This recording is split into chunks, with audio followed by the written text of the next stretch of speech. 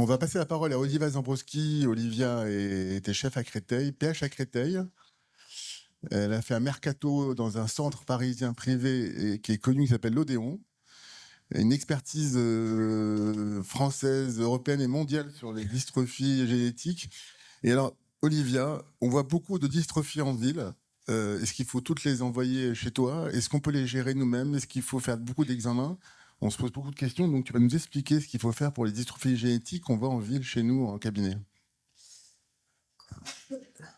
Alors, à un moment, donc, effectivement, je suis installée depuis pas très longtemps à l'Odéon et mon rêve, c'était de faire de l'électrophysiologie en ville. Donc déjà, c'était particulier.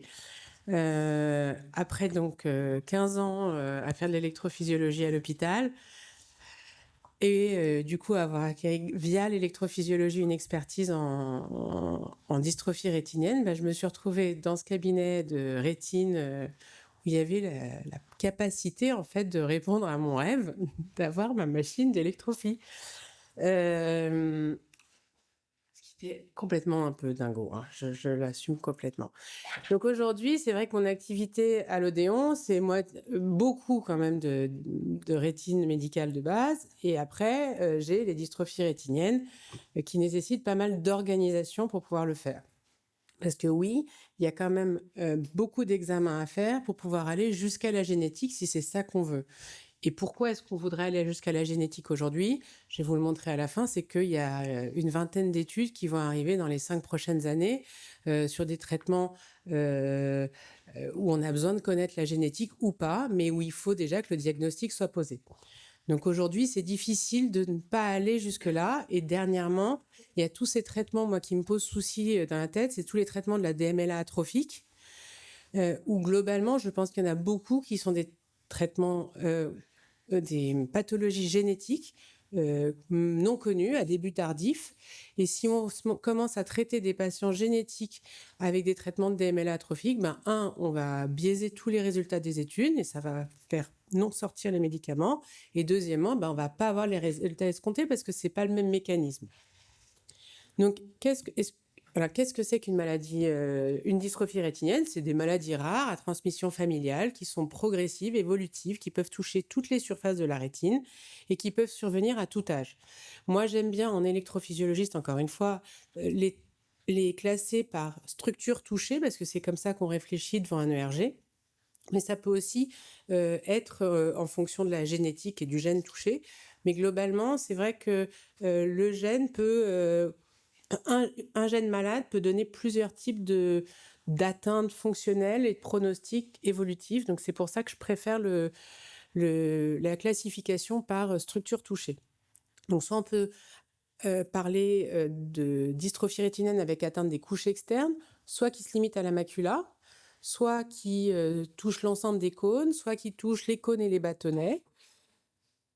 Après, vous allez avoir toutes les atteintes de la rétine interne avec les rétinoschisis, les Goldman-Favre, ce qu'on appelle les héméralopies congénitales stationnaires, les atteintes de la choriorétine, de la choroïde, les atteintes de l'épithélium pigmentaire avec la maladie de Best, par exemple.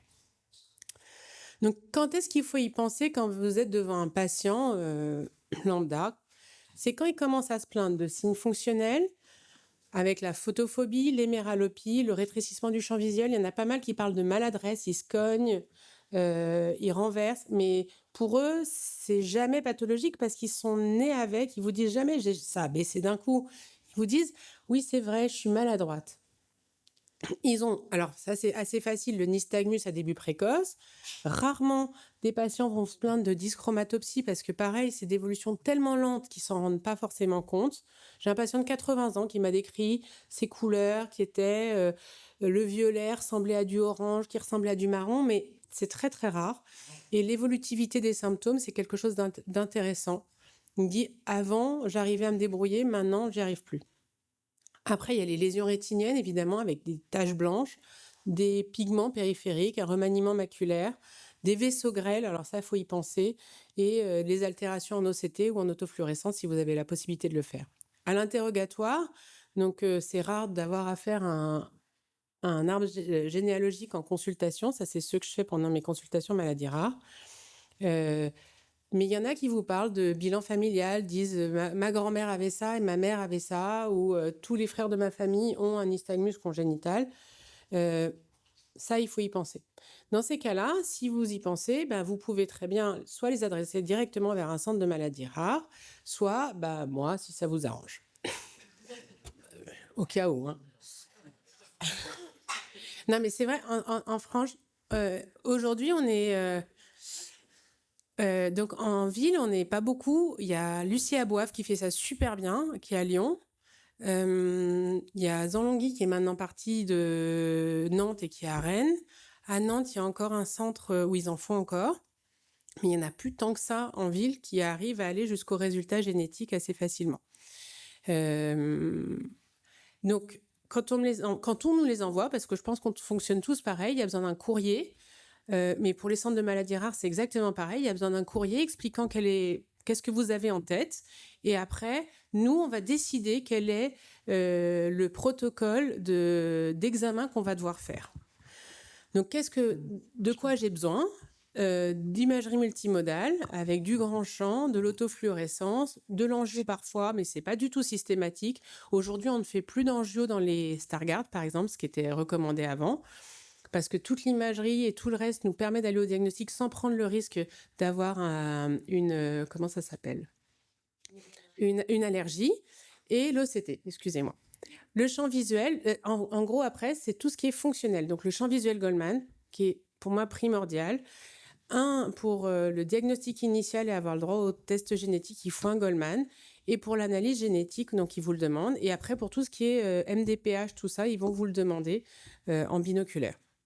Le RG global, enfin, le RG multifocal beaucoup moins, mais le RG global va vous confirmer en fait le type de dysfonction et son étendue. En gros, quand l'atteinte est purement maculaire, on va avoir une dysfonction, pas de dysfonction à l'ERG, et quand par contre on a une atteinte diffuse, là votre ERG va être catastrophique. Donc il va vous donner une information vers le diagnostic et également pronostic. En gros, plus il est pourri, plus la maladie risque d'évoluer. Donc, le RG en ville, même pas peur, il faut juste trouver la bonne ortho pour le faire, avoir une bonne salle noire, rassurer le patient et expliquer le protocole au fur et à mesure, mettre de la musique et ça se passe très bien.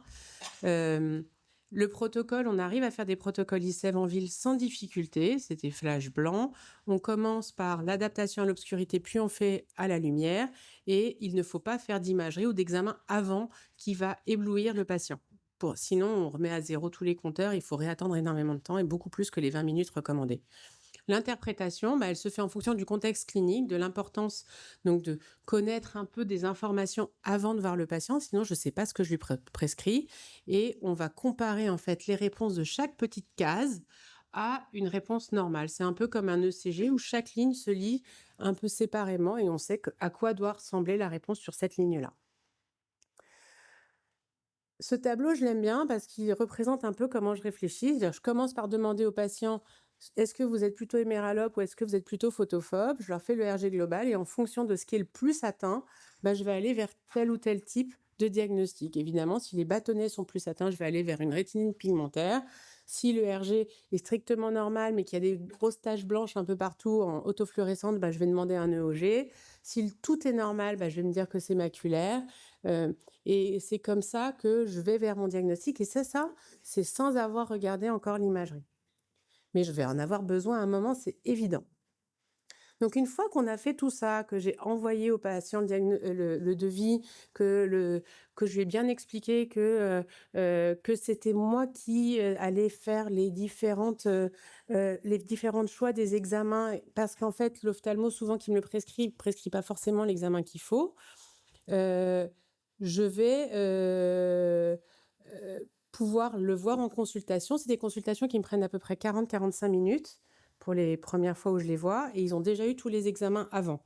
Donc, je leur fais un interrogatoire sur l'histoire de la maladie, je refais un arbre souvent, j'interroge sur les signes fonctionnels, l'historique médical des patients, de la famille, Et surtout, je vais aller vers les diagnostics différentiels. S'il y a besoin, j'hésite pas à aller vers la médecine interne, l'imagerie, tout ça, parce que c'est sûr qu'un patient de 70 ans qui a une baisse d'acuité visuelle brutale, avant de se dire que c'est de la génétique, il faut peut-être se demander si c'est pas para néoplasique ou si c'est pas une maladie inflammatoire. Bref, tout ça, ça fait partie de mon interrogatoire. L'imagerie multimodale, elle est faite avant que je voie le patient et après, il y a tout un bilan fonctionnel que je récupère et tout ça, je le regroupe et je fais un diagnostic. Ce diagnostic, je l'accompagne systématiquement de questions sur comment est-ce que va le patient, qu'est-ce qu'il fait dans sa vie et si ça doit modifier des choses. Je vais l'accompagner, essayer de lui proposer de la rééducation, mais pas dès la première consultation. On va parler de transmission, de pronostic et à la fin, je fais l'adressage vers la génétique. Enfin, la gestion thérapeutique, je vais proposer systématiquement des filtres thérapeutiques et du coup, chaque patient a le droit à sa réfraction optimale pour pouvoir prescrire les filtres. Il te reste 1 minute, Olivia. Tout va bien. Je parle des démarches administratives et je leur dis que c'est pas forcément urgent de les étiqueter tout de suite. MDPH, 100%, tout ça. C'est vraiment en fonction de leur déficit et de leur gène. Je vais parler de l'accompagnement psy, je vais parler de la rééducation. On arrête la vitaminothérapie parce qu'on n'a pas de preuves, mais par contre, je parle d'alimentation équilibrée. La surveillance, elle va dépendre de s'il y a une atteinte avec risque de néovasculaire et s'il y a des œdèmes qui nécessitent un traitement par Diamox. La surveillance du champ visuel se fait tous les ans ou tous les 2 ans en fonction de l'évolutivité et de l'angoisse des patients. Et enfin, je leur parle de l'orientation génétique avec les essais cliniques qui sont soit gènes dépendants, soit gènes dits agnostiques. Et ça, vraiment, c'est très important qu'ils aillent vers un centre de référence pour avoir la génétique faite correctement et qu'ils soient dans des tableaux où on a leur nom avec le gène à côté et que le jour où j'ai le traitement sur ABCA4, je puisse lui proposer sereinement en sachant qu'il n'y a pas de perte de chance qu'il soit suivi ici chez moi parce qu'en fait, ils sont également suivis ailleurs dans un centre de maladies rares. Je vous remercie pour votre attention. Merci. Merci Olivia pour sa superbe conférence sur ce sujet très fréquent. Alors, une petite question pour toi, très pratique. Écoute, on voit en ville des patients qui ont des rétines pigmentaires, des Stargardt ou des BEST, qui sont les dystrophies les plus fréquentes, qu'on peut diagnostiquer sur une rétino-autofluorescence, un fond d'œil ou une angio, un OCT. Est-ce que, dans ces cas-là, faire encore le RG et le OG est très utile compte tenu du fait que ça ne va pas changer la prise en charge, ça ne va pas changer le moral du patient, sa vie future, son traitement. Est-ce que c'était un peu ça ma question? C'était dans certaines pathologies de dystrophie, avec l'imagerie multimodale, le diagnostic on le fait en une fraction de seconde. Je suis d'accord avec toi. Est-ce que l'utilité est encore pertinente, sauf dans la dystrophie génétique, ranger les gènes pour les thérapies futures, ça je le comprends. Cet ERG et EOG, ça fait montrer des ondes scotopiques, photofixes et des comptes rendus que je comprends, et on t'envoie les patients, mais pertinemment, comment on dit aux patients l'intérêt de ces examens? Alors, il y a plusieurs intérêts. Dans la maladie de Stargardt, il est primordial de faire un ERG parce qu'aujourd'hui, on a prouvé que autant l'image en fait ne nous donne pas d'informations pronostiques, c'est-à-dire que vous pouvez avoir une toute petite image avec un Stargardt qui va évoluer très vite versus un patient qui va avoir des grandes lésions et qui va pas forcément évoluer très vite. On sait que le meilleur élément pronostic, ça va être l'ERG global. Et un ERG global normal dans un Stargardt au moment du diagnostic va te donner un profil évolutif rassurant pour le patient. Il ne deviendra pas aveugle. C'est quand même assez intéressant. Un patient avec un ERG global qui est cata, il va devenir aveugle. Donc, tu ne vas pas lui donner l'information de la même manière. Donc, dans le Stargardt, oui, pour moi, c'est primordial de faire un ERG global. Deuxièmement, effectivement, sur des Stargardt tardifs, parce qu'il y en a pas mal, l'intérêt, c'est de ne pas lui proposer un traitement de DMLA atrophique à un moment où il faudrait potentiellement le faire. Et si jamais un jour, et je vous dis, on a eu une conférence avec Créteil, ça c'est vraiment récent, dans les 2 ans, il y a des traitements pour le Stargardt. Donc, s'ils ne sont pas diagnostiqués maintenant et étiquetés Stargardt, on va perdre pas mal de temps pour pouvoir les inclure, vu qu'il y a au moins 1 an avant de pouvoir avoir des résultats génétiques. Et sans le RG global et le champ visuel Goldman, vous n'aurez pas la génétique. Les centres de maladies rares, aujourd'hui, ont besoin de ces examens-là. Donc, quoi qu'il arrive, on te les refaire si tu as besoin d'examens. Et soit tu passes par la puce, mais il faut que le centre biologique accepte de te le faire et généralement, il te demande le RG. Et si tu dois passer par la plateforme Sequoia, qui est une plateforme nationale avec une RCP, il te demande de faire un PowerPoint. Dans ton PowerPoint, tu as ton ERG, ton champ visuel Goldman, sinon tu passes pas. Donc ça, c'est la deuxième chose. Et après, pour les maladies de BEST, bah pareil, c'est des maladies pour lesquelles il va y avoir des traitements. Donc, perdre ce temps-là. Donc, par contre, dans la maladie de BEST, l'ERG, ça sert à rien. L'EOG, je pense que, effectivement, je suis d'accord avec toi, on pourrait s'en passer.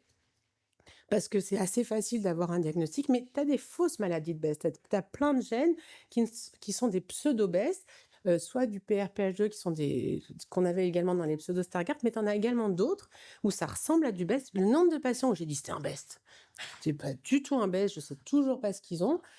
Il y en a une tonne. Donc après, tu peux pas les proposer. Tu auras toujours une année d'attente pour avoir la génétique si un jour où tu as un traitement de la maladie de BEST. C'est toujours un an d'attente pour avoir un... Alors, quand tu as du bol et que c'est des familles comme ça, tu peux les passer donc sur ta puce, tu as au moins 4 mois. Mais il faut déjà avoir le rendez-vous avec la généticienne. Donc, ouais, normalement, c'est un an quand tu as le dossier qui s'est pas paumé et que tu n'as pas eu un an d'attente pour aller dans tel ou tel centre pour pouvoir faire les examens. Il y a pas mal de centres où ils te demandent de refaire tous les examens. Merci Olivia pour ta conférence. Et moi, j'ai une dernière question pour toi. Et en fait, je pense que ça peut intéresser tout l'Assemblée aujourd'hui. C'est quand vous avez envoyé un patient en cabinet de ville, finalement, qui a une rétinite pigmentaire, quels sont vraiment les critères qui font qu'on ne pourra pas l'inclure dans un protocole? Est-ce qu'il y a des critères vraiment qui vont vraiment considérer que c'est une contre-indication, par exemple une perception lumineuse négative? Quels sont les critères pour toi où on sait que c'est pas la peine de les envoyer pour qu'on puisse les intégrer dans un protocole? Alors, c'est rare qu'on me les adresse pour des protocoles.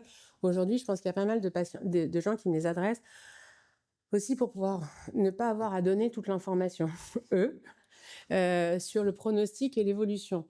C'est plus ça, et puis de pouvoir dire, il va y avoir des choses. Les perceptions négatives de vision, c'est pas forcément un problème pour les inclusions parce qu'il va y avoir les puces rétiniennes, il va y avoir des choses à proposer à nos patients.